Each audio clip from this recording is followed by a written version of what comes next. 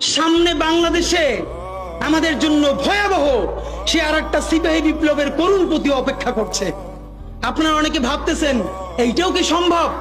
জামাতের ভাইয়েরা অনেকে বুঝে না, বলে কি করে সম্ভব? মনে করাই দেই, শহীদ নিজামী মুজাহিদ সাহেবেরা মন্ত্রী হিসাবে সর্বশেষ যখন সম্ভবত 2006 বা 2007 মন্ত্রী ছিলেন, বলেন তো তার কয় বছর পর তাদেরকে ফাঁসি দেওয়া হইল?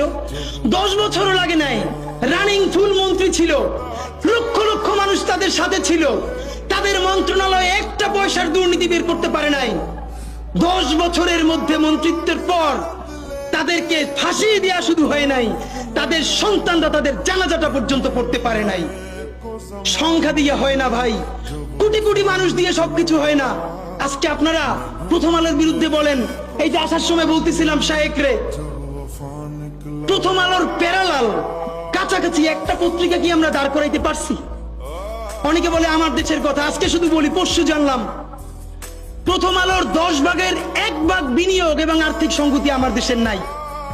5 কোটি টাকা হইলে আমার দেশে একটা নতুন প্রেস কিনতে পারে, তাইলে পত্রিকাটা ঠিক মতো ছাপাইতে পারে, ভাড়া লাগে না, সেই টাকাটাও তাদের নাই।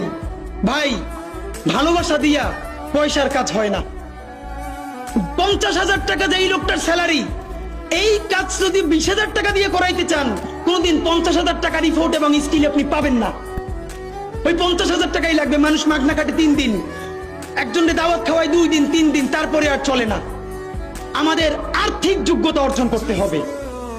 আমাদের অনেকগুলো প্রতিষ্ঠান লাগবে, একটা প্রতিষ্ঠান না। আমাদের ভাইদের সমস্যা কি জানেন? সে আজকে যদি হাটাজারি মাদ্রাসা দিয়ে কেউ একটা পত্রিকা বার করে, সেই পত্রিকাটাও সে জাতীয় মূলধারা বানাবে না, দেবে দৈনিক হাটাজারি সে বানাবে।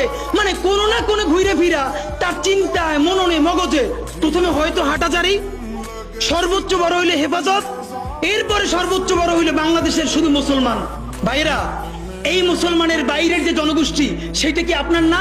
আপনি ভাবেন এই দেশের আপনি প্রধানমন্ত্রী, তারপরে ভাবেন আপনার জনগোষ্ঠী কারা, আপনি সেরকম চিন্তা করেন। সুতরাং আমি কথায় অনেক ভুলভ্রান্তি বলতে পারি, কিন্তু বিশ্বাস করেন আমার কলিজা চিল্লেও আপনারা শুধু যেটা পাবেন সেটা হইল আমি চক্ষু বন্ধ করে দেখতে পাই। আমরা যদি যোগ্যতা নিয়ে 5-10 বছরের মধ্যে দাঁড়াইতে না পারি, এই ভিডিও, এই ছবি, এই শহীদ পরিবার, এই আহত, এদের জীবন তো শেষ।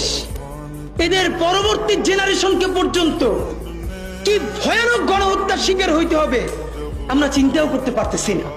সুতরাং বাংলাদেশের স্বাধীনতা, সার্বভৌমত্ব, বাংলাদেশের ইসলাম এবং মুসলমানকে বাঁচাইতে হইলে আমাদেরকে তুমুল যোগ্যতা অর্জন করতে হবে। এই মাদ্রাসা শিক্ষিত জনগোষ্ঠীর মধ্যে হাজার হাজার ছেলে লাগবে যারা সিএনএ